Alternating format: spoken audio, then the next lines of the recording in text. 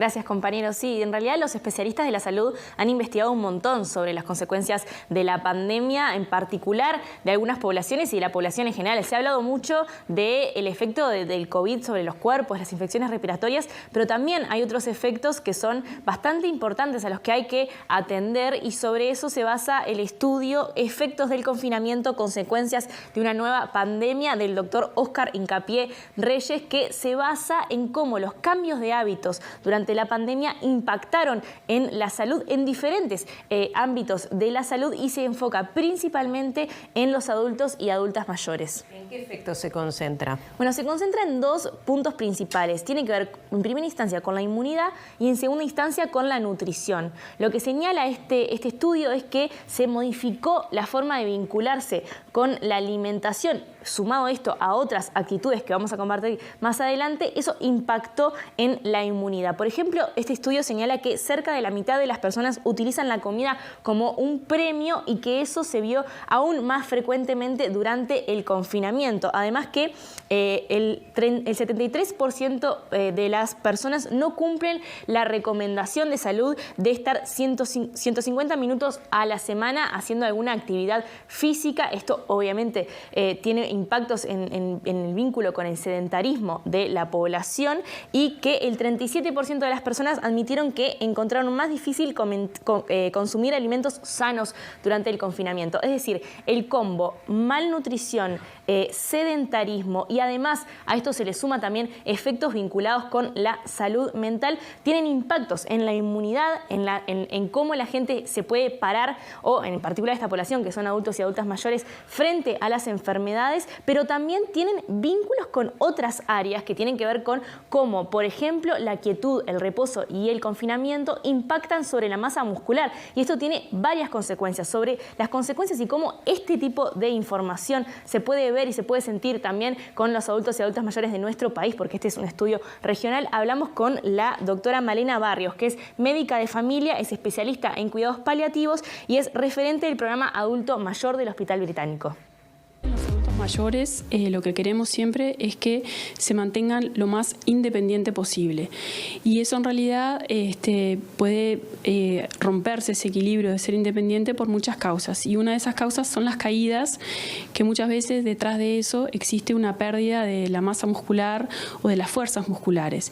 Y entonces lo que hemos visto que durante estos años de pandemia, los adultos mayores, que además eran la población de riesgo durante mucho tiempo y los queríamos tener muy cuidados, estuvieron mucho más tiempo quietos, con lo cual tenemos una población al día de hoy que está mucho más dependiente y con mucho más riesgo de caerse, de fracturarse, y obviamente con una masa muscular y una fuerza muscular disminuida en este momento. Lo que nosotros vemos día a día es que los adultos mayores, sobre todo los adultos mayores institucionalizados,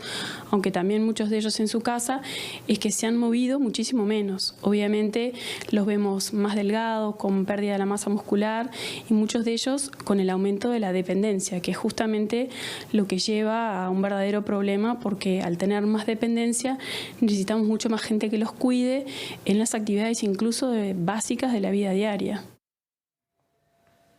Hay múltiples datos para compartir en función del informe que mencionaste, Julieta. ¿Cuáles destacás? Bueno, vamos a compartir ahora en pantalla justamente algunos de los datos de este informe que mencionábamos al principio. El primero tiene que ver con el sedentarismo. Este informe señala que el 78% de la población se ha vuelto más sedentaria con el confinamiento. Además, 70% ha empeorado sus ámbitos nutricionales y 74% ha impactado en su salud mental, principalmente en lo que tiene que ver con la ansiedad, pero también con el estrés y algunas cuestiones vinculadas a cómo se comporta la gente durante un confinamiento, que impactan directamente en esto que estaba mencionando recién Malena Barrios, la doctora Malena Barrios, que tiene que ver con cómo nos preparamos para tener un esqueleto fuerte y una masa muscular que sepa responder a las necesidades de la vida cotidiana. Esto es obviamente con ejercicio y en fin, va a compartirlo Malena más adelante. También vamos a compartir algunas cuestiones vinculadas a esto que mencionábamos recién, cómo se pierde masa muscular. Bueno, Bueno, la masa muscular se empieza a perder en momentos de reposo, que no tiene que ver solamente con la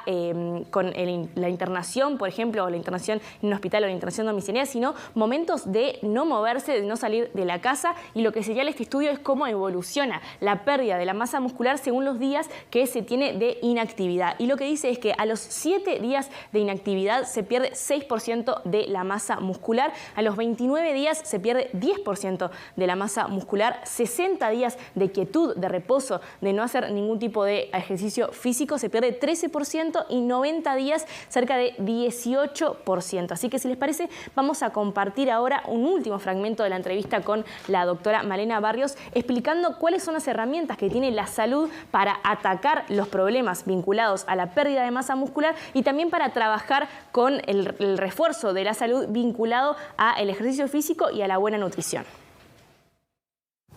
En pro de trabajar a la dependencia, una de las cosas más importantes es la actividad física. Y no nos tenemos que olvidar que para la actividad física en realidad necesitamos tener un esqueleto,